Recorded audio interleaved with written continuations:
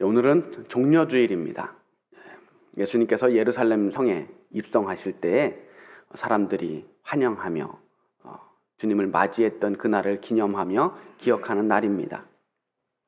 종려주일로 시작해서 한 주간을 고난주간으로 우리가 보내게 되는데, 매년 돌아오는 절기지만 올해는 그 어느 때보다도 조용하고 잠잠하게 보낼 것 같습니다.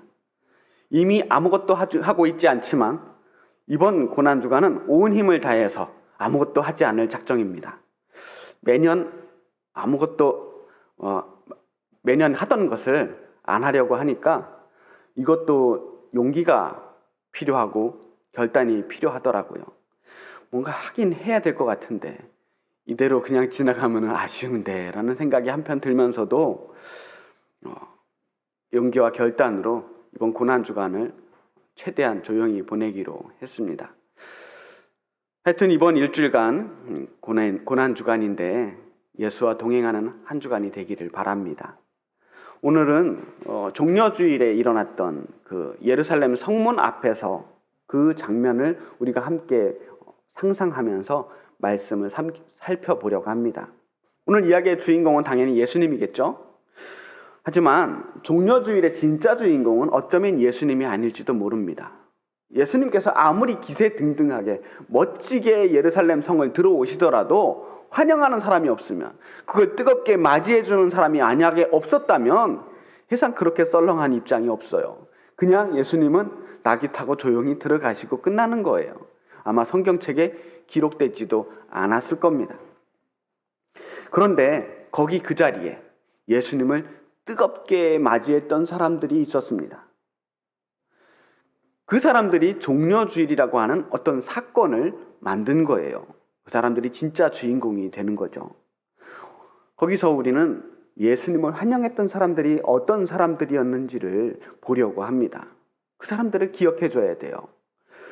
예수님의 예루살렘 입성식을 떠들썩한 사건으로 만들었던 그 사람들에 대해서 오늘 함께 살펴보려고 합니다. 먼저 이 종려주일의 장면에서 우리가 제일 먼저 기억해야 될 것은 예수님께서 나귀 새끼를 타고 들어가셨다라고 하는 겁니다. 예수님께서 예루살렘 성에 들어가실 때 애초부터 조용히 들어가실 생각이 전혀 없으셨어요. 어떤 사건을 만들어야겠다라고 하는 계획을 가지고 계신 거예요. 그 첫 번째 계획이 뭐였냐면 나귀 새끼를 타고 들어가는 거였어요. 예루살렘에 가까이 왔을 때 뜬금없이 나귀 새끼 한 마리를 구해오라고 시킵니다. 저 건넌 마을에 가면 그 나귀 한 마리가 묶여 있을 텐데 한 번도 짐을 지어보지 못한 어린 나귀 새끼가 있을 것이다. 그거 그냥 이런저런 이야기하지 말고 그냥 풀어서 가지고 오라고 이야기합니다. 너무 당당해서 당황스러울 정도예요. 내 것도 아니고 맡겨놓은 것도 아닌데 그냥 아무 말 하지 않고 그냥 풀러서 가지고 오라는 거예요. 돈을 주고 사는 것도 아닙니다. 그냥 끌고 오라고 말씀하셨습니다. 그런데 더 이상한 건 나귀 주인이에요. 그 이야기를 듣고 아무 말도 하지 않고 주인께서 쓰시겠습니다 라고 이야기했을 때 아무 말 하지 않고 그 나귀를 내어주었다는 겁니다. 물론 나귀 주인이 당황했겠죠. 도둑인가? 이 사람들 뭐 하는 사람들이지? 아니 왜 남의 나귀를 풀러가는 거야?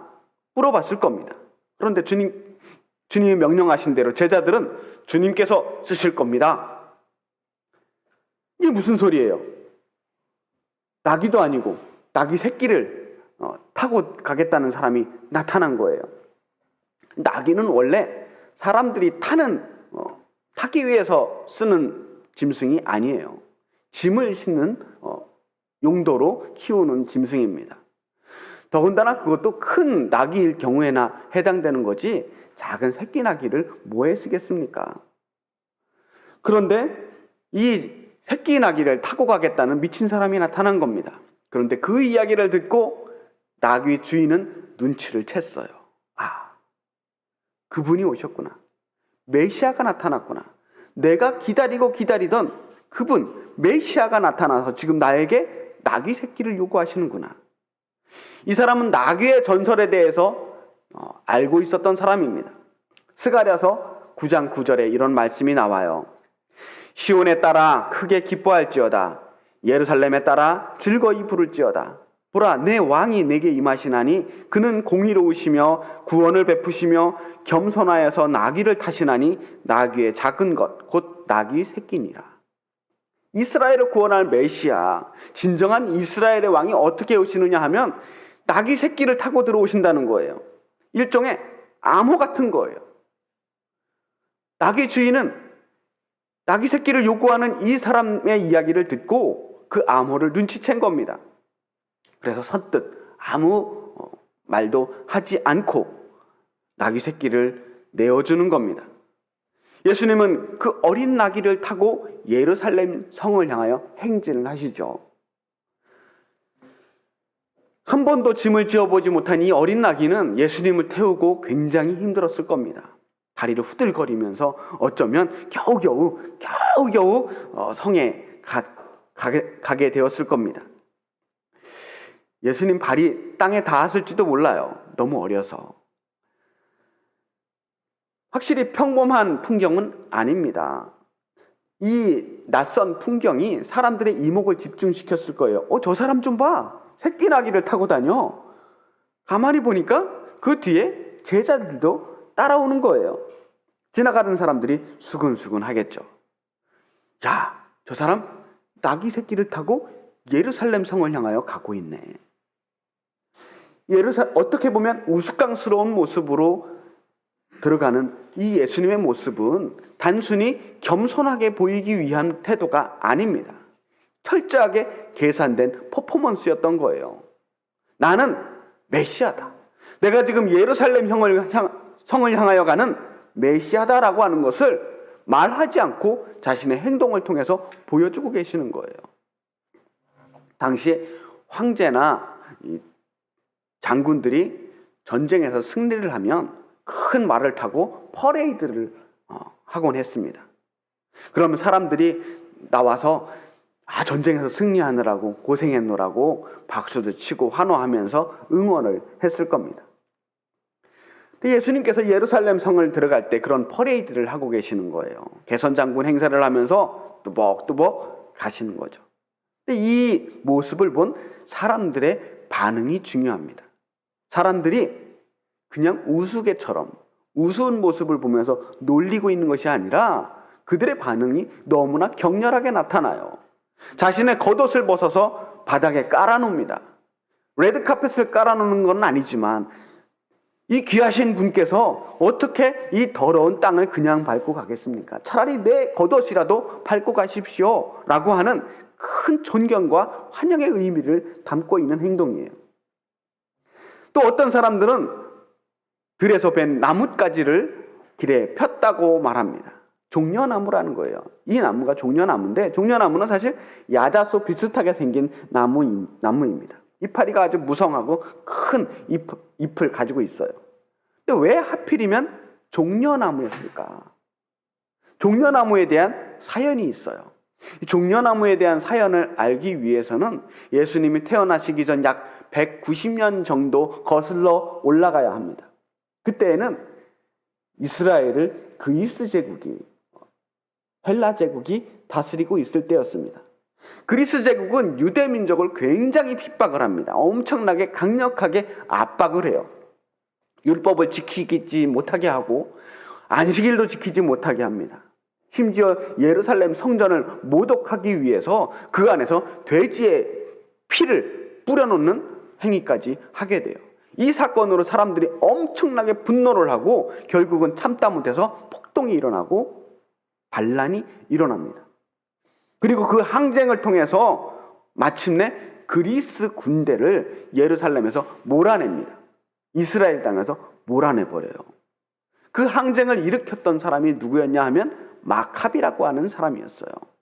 이 사람을 통해서 마침내 그리스 왕조를 몰아내고 새로운 왕조, 마카비 왕조를 세우게 되는 거예요.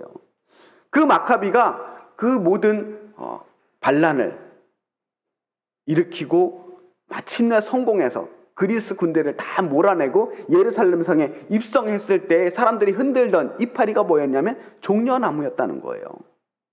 그러니까 사람들은 예수님을 맞이하면서 우리를 구원하실 저 메시아, 로마의 지배로부터 우리를 벗어나게 해주실 메시아 예수 그리스도를 환영하면서 마카비에 대해서 생각하게 되었다는 겁니다. 그때 마카비가 승리했던 것처럼 우리를 이 어려움에서 구원해 달라고 하는 메시지를 담고 있는 거예요. 이 헤롯 왕가를 몰아내고 로마 제국을 몰아내고 다시 이스라엘을 회복시켜서 다윗 왕조를 부활시켜 달라고 하는 염원이 담겨 있는 겁니다. 그리고 예루살렘에 입성하시는 예수님의 퍼레이드의 가장 중요한 방점을 찍는 게 뭐냐면 그 사람들이 외치는 소리예요. 뭐라고 외쳤느냐? 종려나무 가지를 가지고 맞으러 나가 외치되 호산나 찬송하리로다. 주의 이름으로 오시는 이여 찬송하리로다. 오는 우리 조상 다윗의 나라여 가장 높은 곳에서 호산나 하리라. 호산나가 원래는 호시아나예요. 호시아라는 말은 여호수아 혹은 호세아, 예수 다 같은 말의 어원을 가지고 있는 말이에요. 구원이란 뜻을 가지고 있습니다. 또 나라고 하는 말은 지금, 현재라고 하는 뜻을 가지고 있어요. 그러니까 호시아나는 지금 나를 구원하소서, 지금 우리를 구원하소서라고 하는 뜻을 가지고 있는 겁니다. 지금 당장 우리를 이 어려움에서, 고난에서 건져달라고 하는 구원의 요청이에요. 그러면서 그들이 다윗의 나라에 대해서 이야기를 합니다. 다윗 시대는 이스라엘 민족이 가장 강력했던 시대였습니다. 이 헤롯 시대에 지금 다윗 시대를 논하는 것 자체가 굉장히 불손한 행위였어요. 헤롯에 대한 비판이에요. 그리고 저항이죠. 헤롯은 당시 유대인들이 인정하지 않는, 유대인을 다스릴 자격이 없는 사람이라고 생각했습니다. 인정받지 못하는 허수아비 왕일 뿐이었어요. 그들은 헤롯 치하에서 찬란했던 다윗 왕조를 그리워하고 있습니다. 그렇게 정리해 보면 나귀 새끼를 타고 이제 종려나무를 흔들며 호산나 다윗의 나라를 외치고 있는 이 예루살렘 입성식의 풍경은 말이 좋아서 입성이지 사실은 정치적 저항을 하고 있는 일종의 시위 같은 거예요. 반정부 시위죠. 예수님의 예루살렘 진격 작전이 시작된 겁니다. 예수님께서는 나귀 새끼를 타고 들어가실 때부터 이미 이러한 일들이 일어나실 것을 알고 계셨어요. 예수님은 노골적으로 이 예루살렘 성 안에서 이스라엘을 다스리고 있는 이 지배자들에게 도발을 하고 있는 겁니다. 예루살렘 성 안에서 성전의 주인 행세를 하고 이 나라의 주인 행세를 하고 있는 권력자들에게 정면으로 도전을 하고 계신 겁니다. 너희 권세자들아, 큰 말을 타고 예루살렘을 정복하러 온 이 정복자들, 이 땅에서 왕노릇하는 이들이요, 이제 진정한 예루살렘, 진정한 이스라엘의 왕이 예루살렘에 들어간다. 내가 다윗의 자손, 진정한 이스라엘의 왕이다. 너희를 구원하러 내가 왔다라고 하는 것을 말하지는 않지만 모든 행동으로 지금 메시지를 보내고 있는 겁니다. 당시 예수님의 이러한 행동은 유대인들 사이에 넓게 퍼져 있던 이 메시아 사상에 대해서 조금이라도 알고 있는 사람이라면 다 눈치챌 만한 뻔한 퍼포먼스였다는 거예요. 조금이라도 관심 있는 사람들은 다 눈치를 챘어요. 예수님이 지금 어떤 메시지를 보내고 계신지를 알았다는 거예요. 내가 메시아다. 내가 너희들이 기다리고 있는 메시아다라고 하는 것을 몸으로 보여주셨던 거죠. 그렇게 유대인의 왕으로서 당당하게 예루살렘에 들어가십니다. 그리고 그 기세를 몰아서 예수님은 어디로 가셨어요? 성전에 들어가셨어요. 성전에 들어가서 성전을 정화하셔요. 지난번 설교 드렸던 것처럼 노끈으로 채찍을 만들어 그 성전 안에 있는 사람들을 내쫓아 버리는데 아무도 저항하지 못해요. 누가 저항할 수 있겠어요? 메시아라 주장하는 그 어마어마한 분이 성전을 깨끗하게 청소하시는데 감히 그 앞에서 말할 용기를 내지 못하는 겁니다. 예수님께서 이렇게 예루살렘 성전을 향하여 혹 예루살렘 성을 향하여 정면 도발을 하면서 들어가실 때 이미 예수님은 로마 지배자들과 헤롯 일당들에게 또 대제사장들과 성전의 지도자들에게 요주의 인물이 되어버리셨어요. 성전 정화를 하면서 완전히 마침표를 찍은 거죠. 사방에 적이 널렸습니다. 성전에 들어가신 예수님은 그때부터 계속해서 돌아가시는 그 순간까지 끊임없이 위험에 노출이 됩니다. 그래서 낮에는 성 안에서 활동을 하시다가 저녁만 되면 성 밖을 나가셔서 산속에서 주무셔요. 산속 깊은 곳에서 숨어 지내신단 말이에요. 왜? 죽이고 싶은 사람이 너무 많으니까. 목숨의 위협을 받는 상황이 되었다는 겁니다. 자, 예수님께서 그동안은 굉장히 평화로운 사역을 하셨는데 왜 이렇게 갑자기 과격한 도발을 하고 계시는 걸까요? 이유는 하나예요. 십자가를 지시기 위해서였습니다. 예루살렘의 입성은 십자가를 지기 위한 첫 발걸음입니다. 죽을 줄 알면서 죽기 위해서 도발을 먼저 하신 거예요. 적진의 한가운데로 자신의 정체를 드러내며 뛰어들어가신 겁니다. 그 십자가의 길에 그 입구에서 이제 예수님을 환영하는 한 무리들을 만나게 된 겁니다. 저는 예수님을 환영하는 이 사람들이 단순히 군중심리에 휩싸여서 그냥 감정적으로 그렇게 맞이하는 행사를 했다고 생각하지 않습니다. 그들은 진심으로 예수님을 환영했던 사람이에요. 온 마음을 다해, 온 몸을 다해 예수님을 환영했던 사람들이에요. 자신의 어린 나귀 새끼를 내어주었던 그 사람도, 자신의 겉옷을 벗어서 바닥에 깔았던 사람도, 종려나무를 흔들고 바닥에 깔았던 그 사람들도, 호산나를 외치며 예수님을 맞이했던 그 모든 사람들도 그냥 한 행동이 아니라 똑같이 목숨을 걸고 한 행동이었단 말이에요. 그 모든 행동이 그 당시에 그 땅을 지배하던 그 지배자들에게 정면으로 저항하고 반역에 동참하는 행위였어요. 그런 사람들에게 주어지는 형벌이 딱 하나 있습니다. 십자가예요. 십자가형은 정치적인 반란을 주도했던 모든 사람들에게 주어지는 아주 끔찍한 형벌이었어요. 아무에게나 십자가형이 주어지지 않아요. 로마의 정면으로 대항했던 사람들에게 다시는 그런 일들을 하지 못하도록 본보기로 주어지는 형벌이 십자가였습니다. 그리고 예수님은 그 십자가형을 당하기 위해 첫 발을 내딛는 겁니다. 지금 예수님을 환영하는 사람들은 정말로 예수님이 메시아라고 하는 사실을 믿고 있습니다. 그리고 환영하고 있습니다. 자기도 지금 예수님이 가고자 하는 그 길을 함께 가겠다고 하는 결단이에요. 예수님께서 이스라엘을 회복시키기 위해 이 걸음을 나가셨다면 자기도 기꺼이 그 길을 따라가겠다라고 하는 결단입니다. 예수님을 메시아로 영접한다는 것은 전혀 낭만적인 신앙 고백이 아닙니다.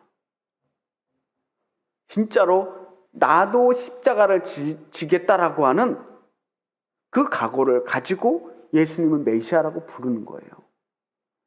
예수님을 따른다라고 하는 것이 진짜 십자가를 지는 일이라고 하는 것을 그 사람들은 실제로 알고 있었던 사람이에요. 내가 이렇게 예수님 따라가다가 잘못하면 십자가 질 수도 있겠다라는 걸 정말로 알았다는 거예요. 왜 그들은 이렇게 목숨을 걸고 예수님을 환영하고 있는 걸까요? 그만큼 간절했기 때문입니다. 그들의 삶이 절실했어요. 구원이 절실했던 사람들입니다. 구원은 오랫동안 그냥 끈기 있게 기다리던 사람들에게 고생했다 하면서 선물로 주어지는 그런 상급 정도가 아니에요. 구원이라고 하는 것은 죽어가는 사람에게 손을 내밀어 주어서 그 사람을 죽음에서 건져내는 게 그게 구원입니다. 죽을 사람 살리시는 게 구원이에요. 호산나 지금 우리를 구원하소서라고 하는 이 말은 그들의 절박함이 담겨 있는 말씀입니다. 물에 빠진 사람이 이것저것 따지고 잴 겨를이 없습니다. 죽을 것 같은 그 순간에는 지푸라기라도 잡아야 되는 거예요. 지금 당장 나를 살려주지 않으면 내가 죽겠다는 거예요. 뭐라도 움켜잡아야겠다고 하는 그런 절박함이 그들에게 담겨 있는 겁니다. 그들은 자기의 지금 이 행동이 얼마나 위험한 일인지도 알고 있지만, 그러나 그 무엇도 그들을 막을 수가 없었어요. 이미 많은 사람들이 로마에 저항해 봤습니다. 많은 사람들이 그렇게 저항하다가 십자가에 못 박혀 죽었어요. 아직까지 한 번도 성공해 보지 못했습니다. 그러나 그들은 포기하지 않았어요. 자신의 삶을 포기하지 않는 사람만이 구원에 대해서 간절한 사람들입니다. 오늘 우리가 구원에 대해서 질문해 봐야 될 것 같습니다. 정말로 우리는 예수님이 필요한가? 정말로 우리는 예수님이 나를 구원해 주기를 바라고 있는가? 내 삶에서 예수님이라고 하는 존재가 절실한가 말이죠. 우리가 사순절을 보내고 고난주간을 보낼 때에 그 진정한 의미가 무엇입니까? 사순절을 40일을 우리가 꼽아가면서 지내는 이유는 그냥 우리도 하루하루 고난 속에 함께 있겠다라고 하는 고난을 동참하는 것이 아닙니다. 하루하루 손꼽아서 주님을 기다리는 데 의미가 있는 거예요. 부활하신 주님을, 부활하셔서 우리를 구원으로 이끌어내시는 그 주님을 손꼽아 기다리는 데 의미가 있는 겁니다. 그런데 정말로 우리는 주님이 필요하긴 할까요? 혹시 그냥 막연하게 습관적으로 주여 주여 어서 오시옵소서라고 그냥 습관적으로 되뇌이고 있지는 않은가 말이에요. 우리에게 간절함이 있어야 합니다. 이 말도 안 되는 상황. 우리는 지금 엄청난 위기 가운데 내몰려 있어요. 도무지 해결할 방법이 떠오르지 않는 상황. 우리 인간의 능력으로 어떻게 해볼 수 없는 그러한 위기 가운데 놓여 있잖아요. 언제 끝날지 끝도 없이 계속되는 이 긴장과 위기 상황 속에 우리가 놓여 있습니다. 그 누구도 해답을 주지 못하는 이러한 시대에서 우리는 주님의 도우심이 정말로 간절하지 않습니까? 우리에게 해답이 있다면 우리는 그렇게 간절하지 않아도 돼요. 우리 힘으로 해결하면 되니까. 근데 우린 지금 답이 없잖아요. 주님이 지금 우리를 구원하시지 않는다면 우리가 어떻게 될지 알 수가 없는 상황에서 정말 절실하게 호산나를 외쳐야 되지 않느냐는 거예요. 호산나, 주님, 지금 우리를 구원하소서. 위기는 계속되고 있는데 우리들에게 어느 순간 간절함이 사라졌어요.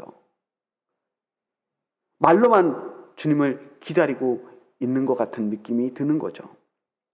우리가 어느 순간부터 위기에도 익숙해져 버렸어요. 코로나라고 하는 위기가 처음에는 굉장히 충격적으로 다가오고 모든 일상이 무너져 버린 것 같았지만 우리는 그 속에서 새로운 일상을 찾기 시작했고 적당히 무뎌지고 적당히 적응해 가기 시작했습니다. 예배를 예배답게 드리지 못하는 이 현실에서도 우리의 공동체가 산산조각이 나고 삶이 어느 순간 섬처럼 고립되어서 누구와의 만남도 없이 소통도 없이 외롭게 견뎌가야 하는 이 현실에서도 점점 익숙해져 가고 있다는 말입니다. 고난을 견디기 위해서 한편으로는 우리가 힘쓰고 애쓰면서도 한편으로는 점점 둔감해져 가고 있는 거예요. 의욕을 상실하고 모든 일에 시들해지고 지쳐버려서 될 대로 되라. 뭐 지금도 버텼는데 뭐 어떻게 되겠지. 이런 생각으로 스스로의 삶을 적당히 포기하고 살아가고 있는 것은 아니냔 말이죠. 끝까지 포기하지 않는 사람, 절망하지 않는 사람, 자신의 삶을 놓지 않는 사람만이 주님을 환영했음을 기억해야 합니다. 은혜를 간절하게 기다리는 사람만이 은혜를 얻을 자격이 있어요. 만남이라고 하는 것이 모든 사람에게 다 기쁜 것은 아닙니다. 재회의 기쁨은 기다리는 사람, 사랑함으로 간절하게 기다렸던 사람에게 주어지는 선물이에요. 마찬가지로 우리가 주님의 부활을 기다리면서, 주님이 오실 것을 간절하게 기다리면서 끝까지 그 사랑하는 마음을 놓지 않을 때 우리가 다시 만날 주님을 기쁨으로 맞이할 수 있게 되는 겁니다. 우린 이제 십자가를 지러 가야 합니다. 가만히 앉아서 주님을 맞이할 길이 없어요. 나의 소중한 나귀 새끼를 내어주면서, 내 겉옷을 벗어서 주님 오실 길에 깔아주면서, 종려나무를 흔들고 주님이 오실 길을 예비해야만 합니다. 주님을 맞이한다는 건 그렇게 쉬운 길이 아닙니다. 주님과 함께 주님이 가실 길을 함께 따라가기로 결단하는 사람들이 주님을 맞이할 수 있습니다. 주님을 환영하는 것은 우리도 그 십자가의 길, 고난의 길을 기꺼이 가겠다고 작정하는 사람들에게만 가능한 일입니다. 여러분, 이 한 주간 여러분은 어떤 방식으로 주님을 기다리시겠습니까? 저는 이 고난 주간에 여러분에게 어떠한 고난을 스스로에게 강요하고 싶은 생각이 없습니다. 요즘 제 마음속에 들리는 마음이 너나 잘해, 너만 잘하면 돼 라고 하는 마음이 계속 들려요. 저는 제가 있는 자리에서, 제가 감당해야 될 저의 삶의 자리에서 최선을 다해서 그리스도의 고난에 동참하는 삶을 살아보려고 결단합니다. 고난당하는 삶을 찾아서 그들 편이 되어보려고 애써보려고 합니다. 혹 지금 당장 구원이 필요한 사람들의 목소리에 귀를 기울여 보는 시간을 가져보려고 합니다. 그리고 주님께 기도하겠습니다. 주여, 지금 우리를 구원하소서. 주님의 오실 길을 예비하는 그 기간이 고난주간입니다. 여러분의 삶의 자리에서 여러분들도 온 힘을 다해 주님께 기도합시다. 주여, 우리를 지금 구원하소서. 이 고난의 현실에서 끝까지 주님만을 바라보면서 간절함을 가지고 주님을 기다리시기를 바랍니다. 이 기도를 들으시고 주님께서는 우리에게 달려오실 겁니다. 부활의 주님으로 우리에게 오시는 그 주님을 기쁨으로 맞이하기 위해서라도 우리는 온 힘을 다해 주님께 기도하며 주님을 맞이할 준비를 하는 우리 엘림교회 성도님들이 되시기를 주님의 이름으로 축복합니다. 기도하겠습니다.